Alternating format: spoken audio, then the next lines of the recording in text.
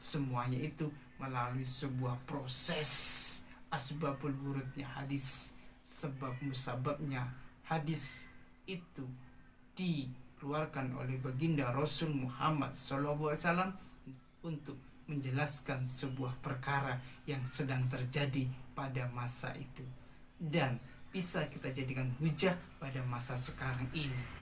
Bila asmaraku telah tiba, merenggut nafas di jiwa, itu dia yang datang hadirkan cinta. Bilang pada Tuhan,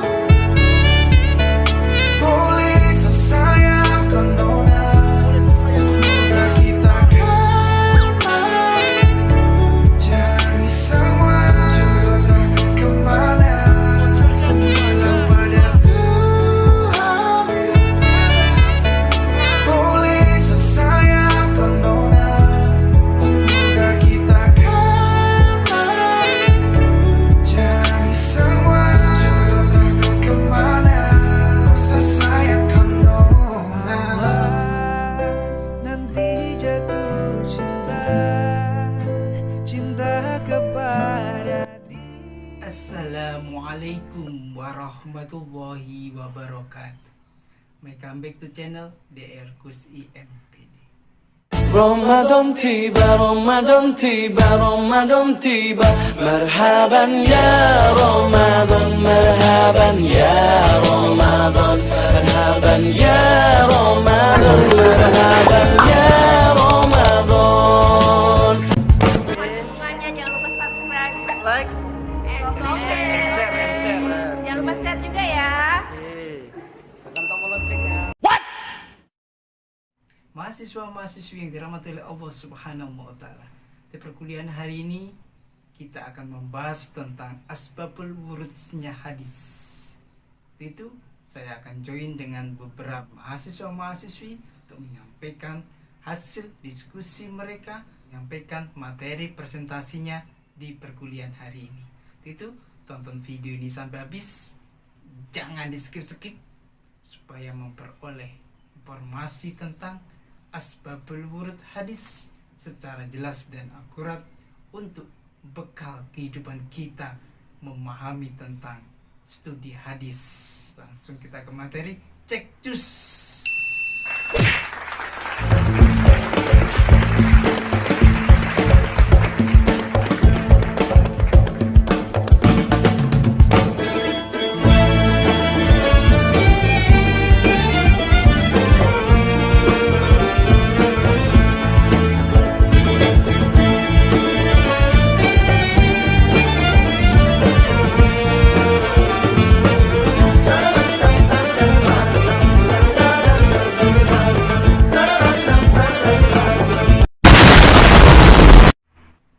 Mahasiswa-mahasiswi yang dirahmati oleh Allah Subhanahu wa Ta'ala, ketika kita bicara sebuah asbabul wurud hadis, ini sangat menarik untuk kita kaji dan kita diskusikan bersama di kaum intelektual muda seperti kita ini. Untuk itu kita selama ini selalu disuguhi dengan hadis-hadis yang sudah jadi, menu-menu yang sudah jadi. Ibarat sebuah makanan, kita tidak tahu bagaimana proses makanan itu dibuat, kita langsung menikmatinya dengan enak dan lezat. Tapi kali ini kita akan mempelajari bagaimana proses hadis itu muncul. Hadis itu bisa dijadikan sebagai hujah, sebagai dasar hukum Islam, sehingga melalui proses yang begitu panjang. Untuk memahaminya, kita dengarkan teman saya untuk menyampaikan tentang materi asbabul wurudnya hadis. Itu kita dengarkan mahasiswa-mahasiswi kami dalam menyampaikan tentang materi studi hadis. Assalamualaikum warahmatullahi wabarakatuh. Alhamdulillahirrabbilalamin. Wassalatu wassalamu ala asrafil anbiya'i wal mursalin Sayyidina Muhammadin wa ala alihi wasahbihi. Baik teman-teman, kita akan menjelaskan mengenai ilmu asbabul wurud. Ilmu asbabul wurud, susunan idhofah yang terdiri dari 3 unsur kata.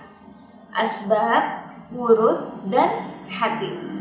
Asbab sendiri ini adalah jamak dari sabab, yang berarti adalah al-habl atau tali. Sedangkan wurud diartikan sampai, muncul, atau mengalir. Nah, menurut Nur Ad-Din ini menjelaskan bahwa asbabul wurud adalah sesuatu yang terjadi pada saat hadis itu muncul atau pada saat disampaikan oleh Nabi. Maka ilmu asbabul wurud ini adalah segala sesuatu sebab-sebab yang melatar belakangi munculnya suatu hadis. Secara garis besar, ilmu asbabul wurud ini adalah masuk kategori cabang dari pembahasan ilmu hadis riwayah. Jadi gini, secara garis besar, ilmu hadis itu memiliki dua bagian. Yang pertama adalah bagian di ilmu diroyah dan dua adalah ilmu riwayah. Nah, ilmu asbabul wurud ini masuk ke dalam kategori ilmu riwayah.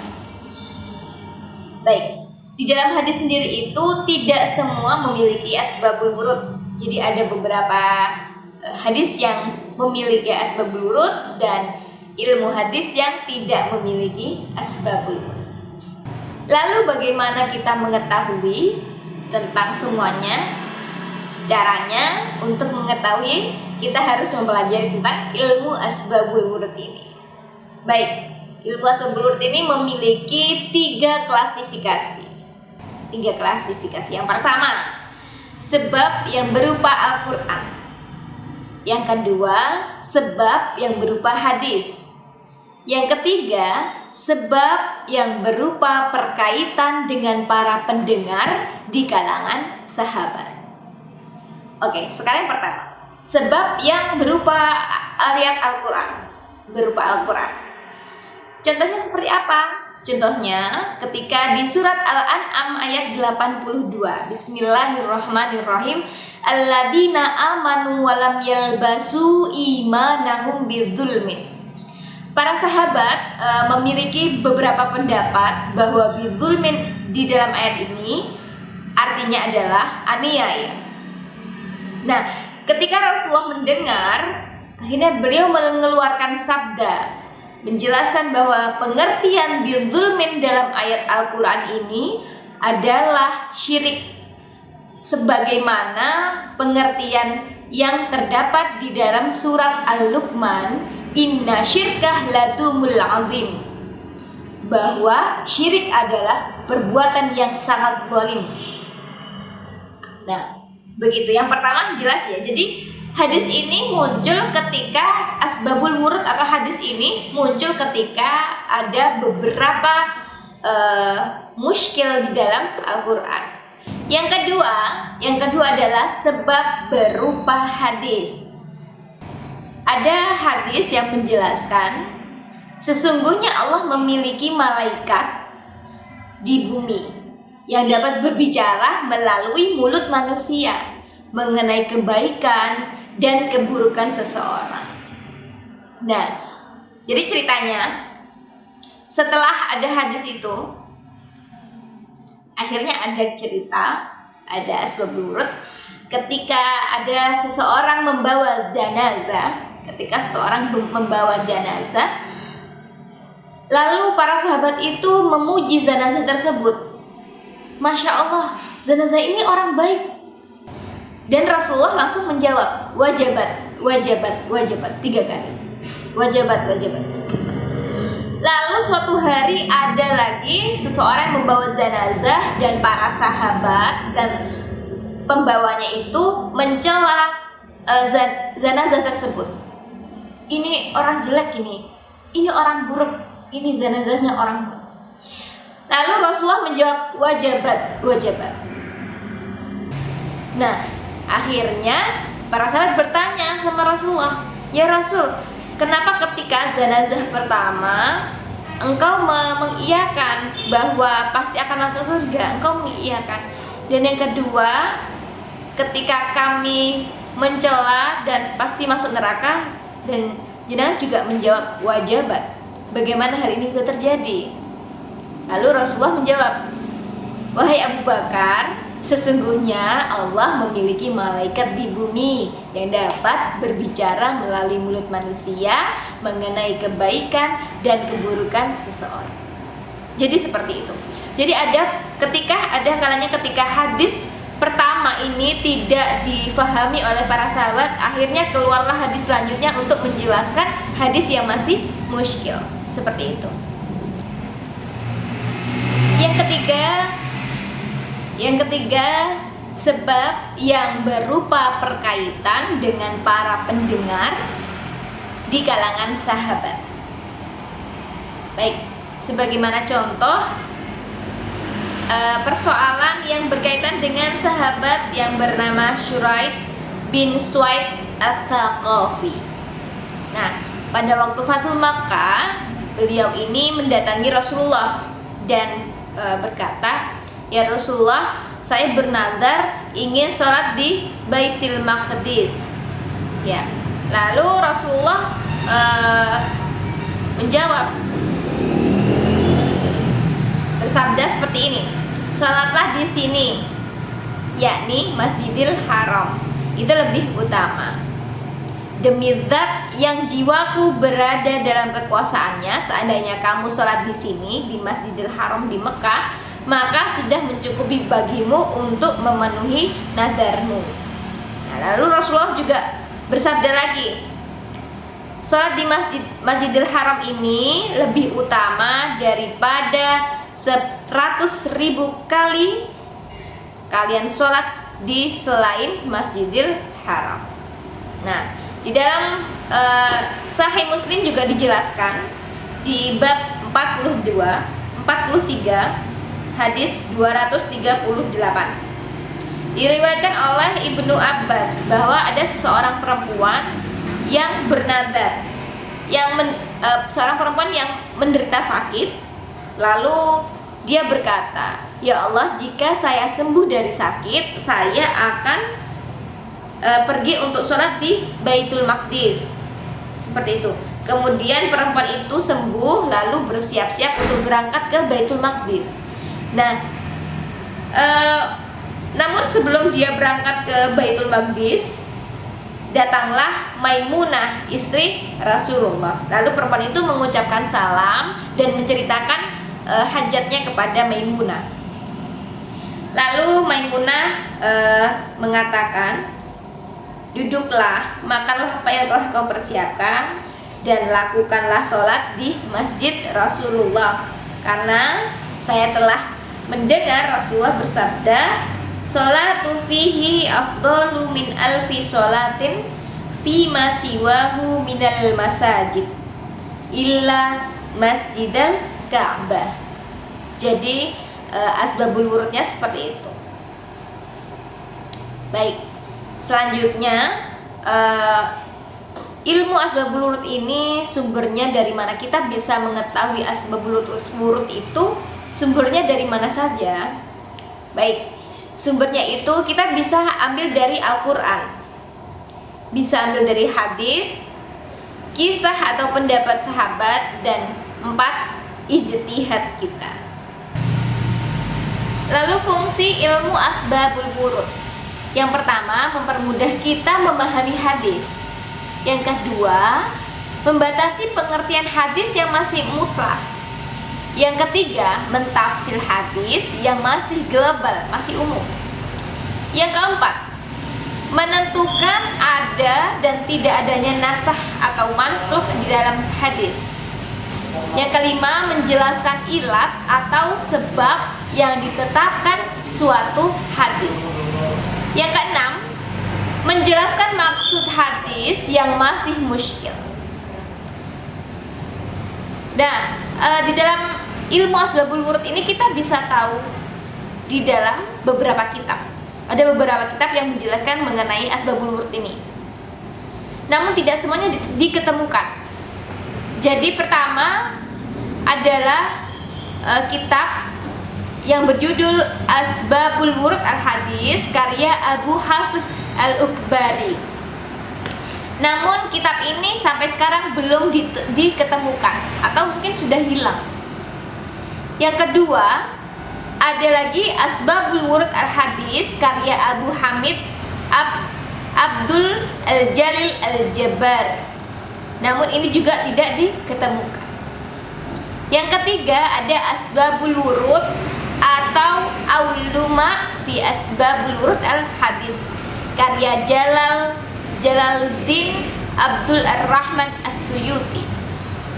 Yang keempat Al-Bayan wa At-Ta'rif karya Ibnu Hamzah Al-Husaini Al-Dimashqi. Tentang contoh dari Asbabul Wurud.